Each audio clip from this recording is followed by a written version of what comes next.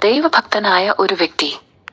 അവൻ ദൈവത്തെ ഭയപ്പെടുന്ന വ്യക്തിയാണെങ്കിൽ, അവന്റെ കുടുംബമായി സാമ്പത്തികമായി കഴിവുള്ള വ്യക്തിയാണെങ്കിൽ, ധർമ്മം ഇല്ലാത്തവൻ കൊടുക്കണം എന്ന് ബൈബിളിൽ സംസാരിക്കുന്നുണ്ട്. വാക്യം ഇങ്ങനെയാണ്: അവൻ ഭക്തനും തന്റെ സകല ഗൃഹത്തോടും കൂടെ. വചനത്തിൽ പറയുന്നത് ആ വ്യക്തി ഒരു ഭക്തനായിരുന്നു. അവൻ കുടുംബത്തോടെ ദൈവത്തെ ഭയപ്പെടുന്നവനും മായി ജനത്തിന് വളരെ ധർമ്മം കൊടുത്തു, എപ്പോഴും ദൈവത്തോട് പ്രാർത്ഥിച്ചു പോന്നു. ബൈബിൾ പറയുന്നുണ്ട് ആ വ്യക്തി ഭക്തനായിരുന്നു. അവൻ കുടുംബത്തോടെ ദൈവത്തെ ഭയപ്പെടുന്നവനാണ്, ജനത്തിന് ധർമ്മം കൊടുത്തു എന്ന്. അവൻ ധർമ്മം കൊടുത്തത് അവൻ കുടുംബത്തോടെയാണ് ഇവിടെ വ്യക്തമാക്കുന്നത്. എപ്പോഴും പ്രാർത്ഥിച്ചു പോരുന്നു. പ്രവർത്തികൾ 10:2 പറയുന്നു.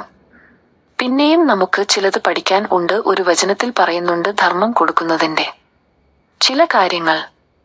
ദൈവത്തിന് വഴിപാട് കൊണ്ടുവരുമ്പോൾ അന്നേരവും എന്റെ ജാതിക്കാർക്ക് ധർമ്മം കൊണ്ടുവരുന്നു എന്ന് വചനം പറയുന്നു. പ്രവർത്തികൾ 24:17 പറയുന്നു. ഇല്ലാത്തവന് കൊടുക്കുന്നത് തന്നെയാണ് ധർമ്മം. ധർമ്മം പല രീതിയിൽ ചെയ്യുന്ന വചനങ്ങൾ നമുക്ക് കാണാം.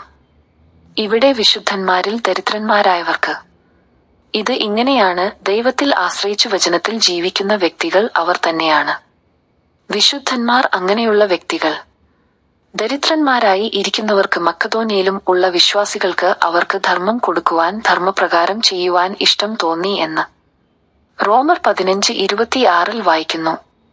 വിശുദ്ധന്മാരിൽ ഇല്ലാത്തവന് ധർമ്മം കൊടുക്കുന്ന വാക്യങ്ങൾ വേദപുസ്തകത്തിൽ എഴുതിയിരിക്കുന്നു. ഒരു ദൈവവിശ്വാസിയാണെങ്കിൽ നീ ഇല്ലാത്തവന് ധർമ്മം കൊടുക്കണമെന്ന് ചില കാര്യങ്ങൾ നമ്മെ പഠിപ്പിക്കുന്നുണ്ട്.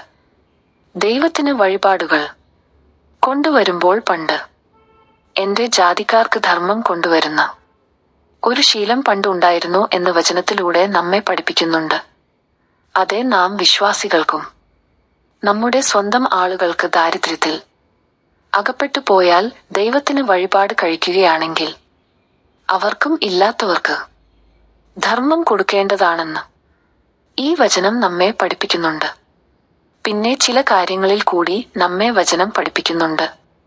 ഒരു വിശുദ്ധ വ്യക്തി ഉണ്ടെങ്കിൽ ദാരിദ്ര്യത്തിൽ ഇരിക്കുന്നവർക്ക് നമുക്ക് ധർമ്മം അല്ലെങ്കിൽ സഹായം ചെയ്യുവാൻ ബാധ്യസ്ഥനാണ്.